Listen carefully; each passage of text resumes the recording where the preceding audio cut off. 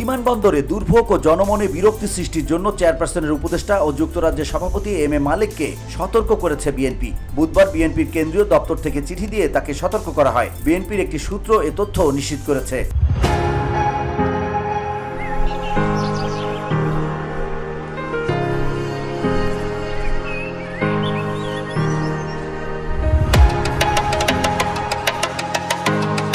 বিমানবন্দরে দুর্ভোগ ও জনমনে বিরক্তি সৃষ্টি প্রসঙ্গ উল্লেখ করে চিঠিতে বলা হয়, আপনি বিদেশ থেকে দেশে আসা যাওয়ার সময় হযরত শাহজালাল আন্তর্জাতিক বিমানবন্দরে বা সিলেট ওসমানী বিমানবন্দরে আপনাকে স্বাগত ও বিদায় জানানোর সময় লোক সমাগম করেন, যা অপরিণামদর্শী কাজ ও তাতে জনদুর্ভোগ তীব্রতর হয়। আপনার অবিবেচনা প্রসূত এই কর্মকাণ্ডে বিমানবন্দরে অসংখ্য যাত্রীকে বিড়ম্বনা ও কষ্টকর পরিস্থিতির মধ্যে পড়তে হয়। ইতিপূর্বেও আপনি বিমানবন্দরে মাত্রাতিরিক্ত লোক সমাগম ঘটিয়ে বিমানবন্দর এলাকার আশপাশের সড়কগুলোতে তীব্র যানজটের সৃষ্টি করেন। দলের একজন দায়িত্বশীল নেতা হিসেবে আপনার এ ধরনের লোক সমাগম সাংগঠনিক নীতির পরিপন্থী, যা দৃষ্টিকটু ও জনমনে বিরূপ প্রতিক্রিয়া সৃষ্টি করে।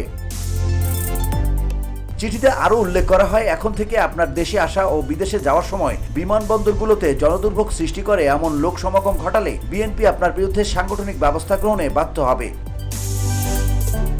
প্রসঙ্গত, গত সোমবার যুক্তরাজ্য থেকে দেশে ফেরেন এম এ মালিক। এ সময় ঢাকার শাহজালাল আন্তর্জাতিক বিমানবন্দরে হাজারো নেতাকর্মী বিভিন্ন ব্যানার, প্ল্যাকার্ড ও স্লোগান দিয়ে তাকে ফুলের শুভেচ্ছা ও উষ্ণ অভ্যর্থনা জানান। বুধবার বিকেলে বিমানের নিজ এলাকা সিলেটে যান। এ সময়ও সিলেট ওসমানী বিমানবন্দরে তাকে স্বাগত ও বিদায় জানাতে লোক সমাগম হয়।